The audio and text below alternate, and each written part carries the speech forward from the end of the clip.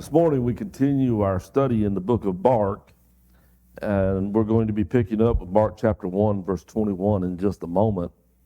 But before we do, we're going to look at a passage from the book of Luke chapter 4, where Jesus introduces the beginning of his ministry. And we've done a lesson on this passage before, but I want us to tie it together and understand how it relates to what Mark is trying to relate to us through the stories that he chooses to give, and how they fulfill examples of what Jesus says, here's what I'm here to accomplish. And as we get a better understanding of what he means by those things, about why he's doing the things that he's doing, saying the things that he's doing, and what he is trying to accomplish as we go through this process of Jesus walking amongst us, performing the miracles and teaching. And so we start with Luke chapter 4 this morning, verse 16. He went to Nazareth, where he had been brought up, and on the Sabbath day he went into the synagogue, as was his custom. And he stood up to read, and the scroll of the prophet Isaiah was handed to him. And unrolling it, he found the place where it is written, "The Spirit of the Lord is on me, because he has anointed me to proclaim good news to the poor. He has sent me to proclaim freedom for the prisoners, recovery of sight for the blind, to set the oppressed free, to proclaim the year of the Lord's favor." And then he rolled up the scroll and he gave it back to the attendant, and he sat down, and the eyes of everyone in the synagogue were fastened on him. And he began by saying to them, "Today this scripture is fulfilled in your hearing." Now Mark begins his gospel account with examples of Jesus fulfilling this very role of proving that this prophecy is being fulfilled.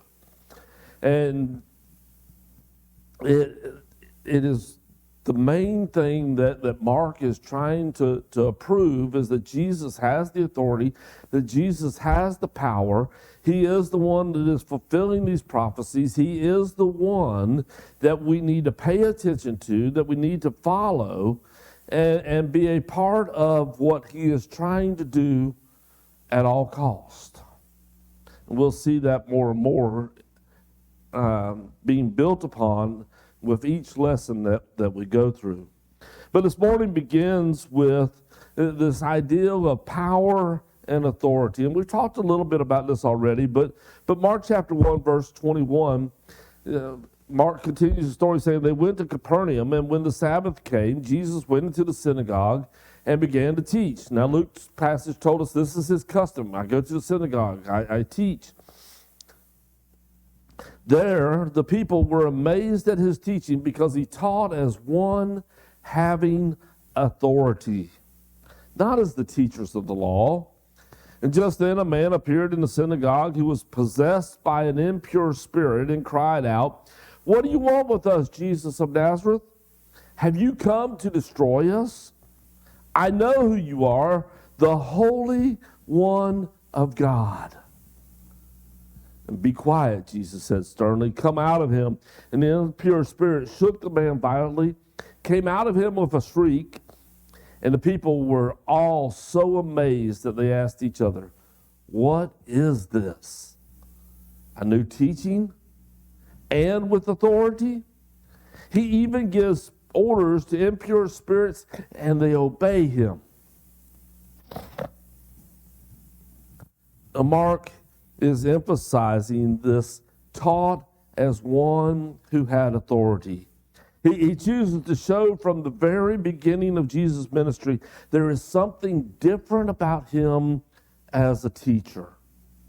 They're used to the scribes and the teachers of the law, the Pharisees, others who would come to the synagogue, who would go through this custom, as we saw in Luke chapter 4, where they would be handed a scroll, and they would stand up and they would read that scroll, and then they would sit down, marking that they were through reading God's direct word, and they were about to give their thoughts and their opinions on it.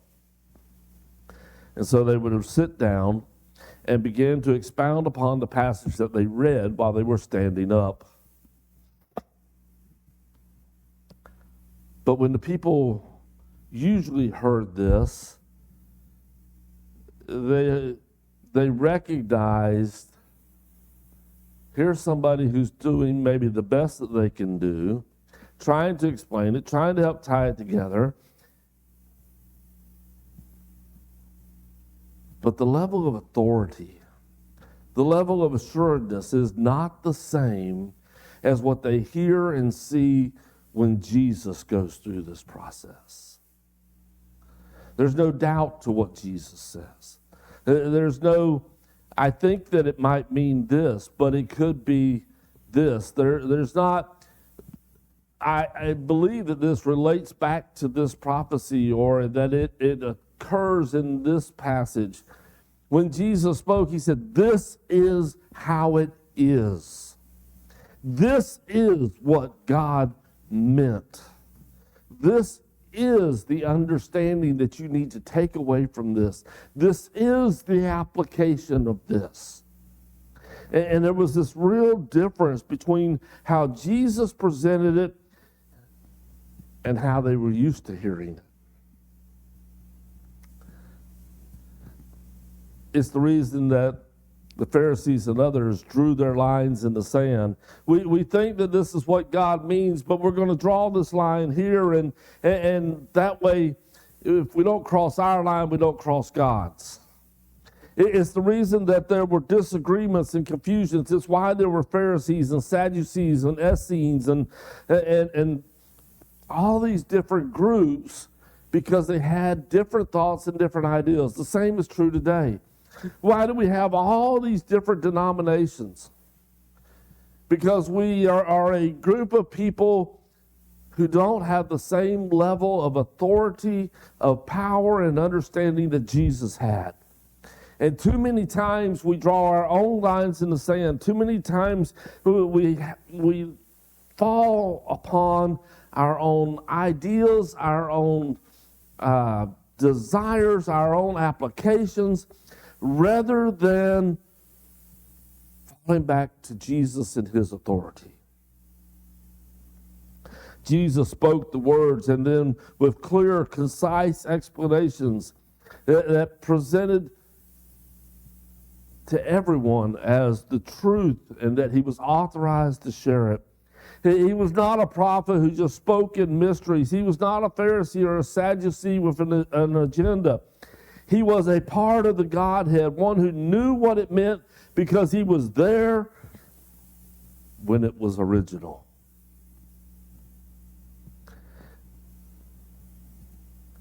The level of authority that we have comes to light based on how we present it. The authority of Jesus stood out like a beacon because he had the authority, he had the source, he had the power.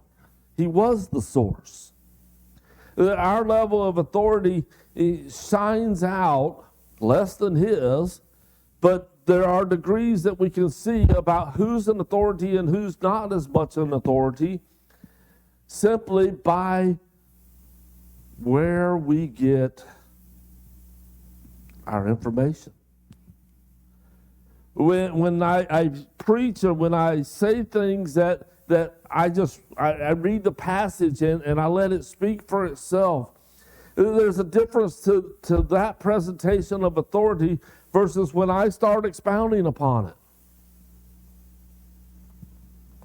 Now, that's not to say that I'm wrong when I'm expounding, but there's always the possibility of me interjecting something that has more application of Daniel than it does God, has less authority. And that's why each one of us have to study and make sure that what's being said is right and that it comes from the true source of authority, God.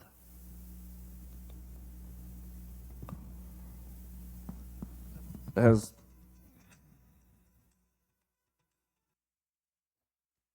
as Jesus is teaching this, as he is presenting this with authority, there's somebody else in the crowd that recognizes the authority of Jesus, recognizes it for exactly what it is. He is confronted by an individual who is possessed by an evil spirit. And Mark brings out this story here to emphasize the real power and authority of Jesus. Now, I want us to note where this spirit is at. He's at the synagogue. He is amongst those who are worshiping God and trying to learn about God. And the reality is, those who do Satan's work have never been afraid to be among those of us who were supposed to be about God's work. Just the fact that you're here doesn't mean, or that someone is in our midst, doesn't mean that Satan is not actively working in their life. It's a challenge. But with this individual, he recognizes Jesus. He recognizes who he was. He recognizes the authority that he had and the full nature of Jesus and his role regarding the evil spirits.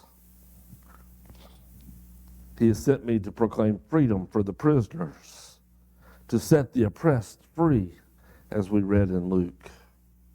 This evil spirit understood that Jesus had the power to bind, the power to command. He had the power to silence. And he knew that there was a time coming when Jesus would render judgment upon them. And he wanted to know, was this that time? Jesus silenced the demon. He silenced that spirit. He commanded him to come out of that individual, and he was obeyed. What power is this? What teaching is this? What authority? This is unlike anything that we've known. This is something we need to pay attention to. So then Jesus leaves the synagogue. We continue reading Mark chapter 1, verse 29. As soon as they left the synagogue, they went with James and John to the home of Simon and Andrew. And Simon's mother-in-law was in bed with a fever, and they immediately told Jesus about her. And so he went to her, and he took her hand, and he helped her up, and the fever left her, and she began to wait on them. Now, before we read the rest of this, notice the completeness of the healing with Jesus. You and I get sick, and we're down with a fever. When that fever finally breaks, we're typically another day or two before we feel like getting up and really doing anything. It just takes so much out of you. And yet here, when Jesus heals her, she is immediately up and serving everybody. And we're going to see this time and time again as we go through the book of Mark and the other Gospels for that matter. As we see the miracles that Jesus performs, we see the completeness of them, the totality of the power and the authority that Jesus has over these things. Verse 32, so that evening after sunset, the people brought to Jesus all the sick and the demon-possessed. And the whole town gathered at the door, and Jesus healed many who had various diseases. He also drove out many demons, but he would not let the demons speak because they knew who he was.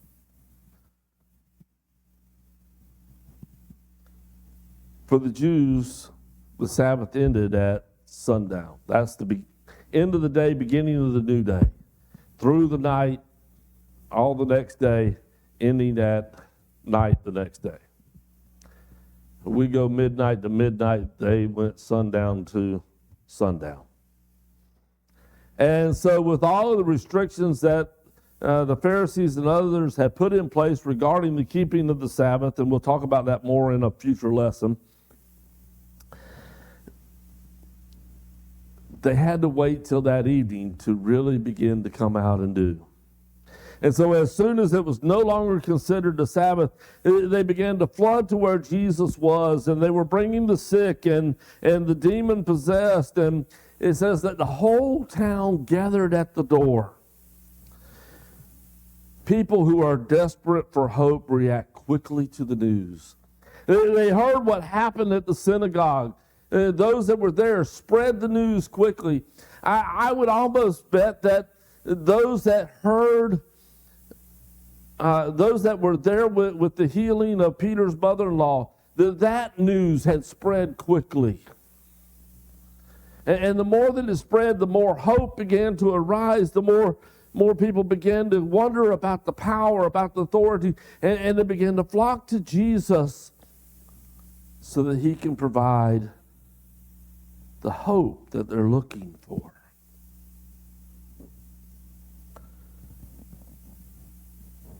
They're coming in such numbers that it means Jesus had no rest for the night. Rest that was something that was needed. Rest that was supposed to be a hallmark of the Sabbath. But he doesn't get it in this case. We continue, verse 35. Very early in the morning, while it was still dark, Jesus got up and left the house and went off to a solitary place where he prayed. And Simon and his companions went to look for him, and when they found him, they exclaimed, "Everyone's looking for you. What are you doing up here alone?" But Jesus understood he needed that time away, that time to reflect, that time to refocus his thoughts and his energy to where God was. Jesus needed that kind of rest, that kind of a refocus. What do we need? But notice then what Jesus says at the end of this rest and refocusing. Let's go somewhere else, to the nearby villages, so I can preach there also. That's why I've come. And so he traveled throughout Galilee, preaching in their synagogues and driving out demons. Jesus needed these moments alone with God, these moments that sustained him when the people left him weary, when the weight of compassion and the needs of the people seemed to overwhelm him, or at the very least would have been overwhelming us. The disciples thought that the crowds, with their needs to see the displays of power, they thought that was a great thing. Come on, Jesus, what are you doing? We've got the people here. Come back and do more. Jesus understood there was a greater need than the lame and the blind and the evil spirits. Jesus said the solution for most all of those things is getting back to God. You can live with being lame. You can live with being blind. The evil spirit we got to deal with, but a lot of that is dealt with by getting back to God. I came to preach. I came to help people to understand what God really wanted for their lives. And I can't do that if the only thing I have time to do is heal. I don't mind healing. It's a part of what is being accomplished. It's a part of what I'm doing. But I'm primarily here to teach. God has a spiritual message, an awakening. And people need to recognize their need to be healed spiritually more than these physical ailments. They need to be healed not just from a spirit or a disease in the body. They need to be healed from the power of sin over their lives.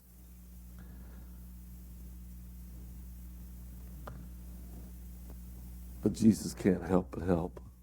He goes to new places. He begins to teach, and it lasts for a little bit.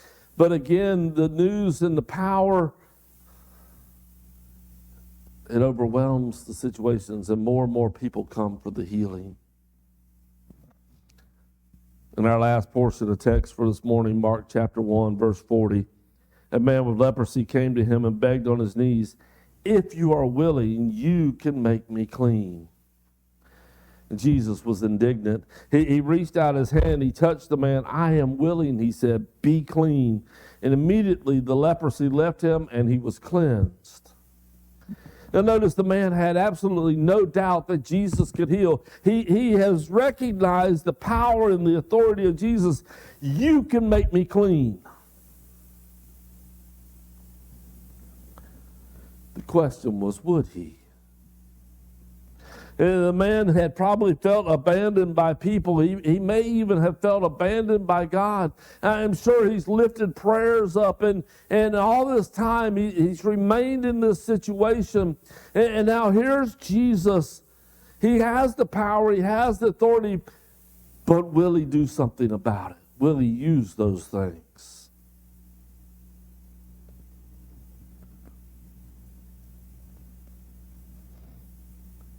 Many times, we too have come to the conclusion that Jesus, that God has the power, he has the authority. We recognize that as Christians, but I think we fall sometimes into this same trap. We get to looking at the ailments of our lives, of the struggles that we still have, and we think that they're a sign, maybe not that God doesn't have the power and authority, but that God doesn't have the willingness to do something about it.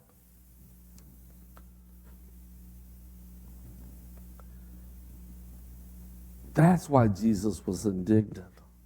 Because here's the thought that God doesn't care. Jesus says, it's the very reason that I'm here, because I care. I'm here because I love you. I'm here not just to heal these ailments of the body. I'm here to heal you completely where it matters.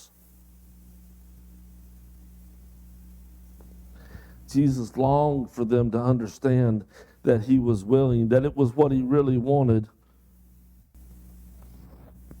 Several years ago,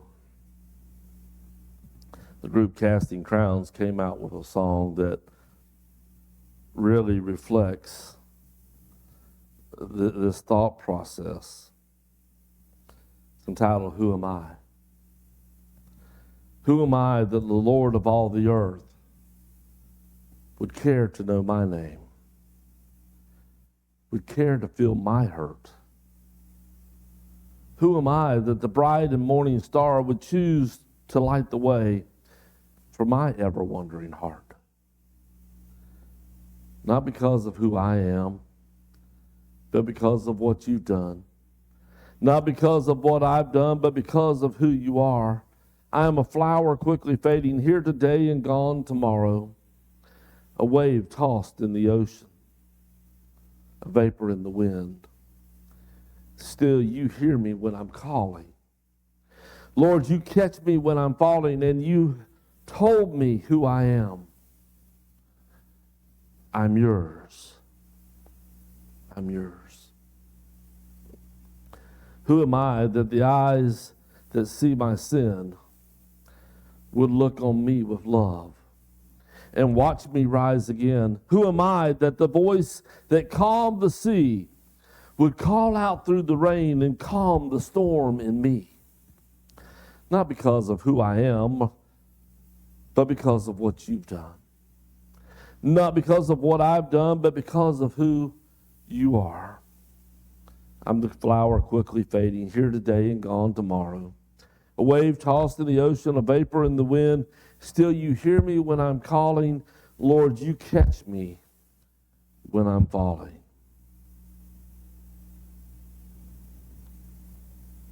Goes on to repeat the chorus a couple times. We have that question in comparison. Who am I? Why? What is it that you want to do in my life, God? What are you willing to do? And why do I still go through these struggles? Why do I have these difficulties? Why am I so up and down? Why? And again, Jesus longed for us to understand, I am willing. I came to this earth because I love you. I'm going to a cross because I love you. Not because you're worthy of it, not because you've done something that deserves that kind of a response, but because I created you. Because I want you to be where I am. Because I am the God of love, the God of mercy, the God of justice. I'm God with the power. I'm God with the authority. I am the God that wants to save you.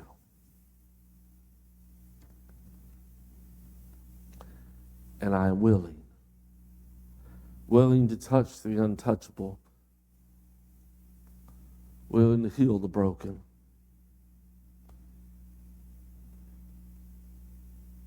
ready to free you from your demons.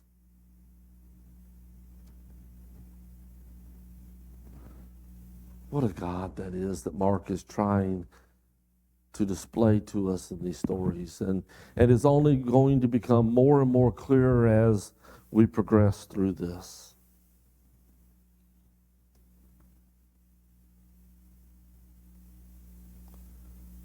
We serve the God of all power and authority. Will you submit to it this morning?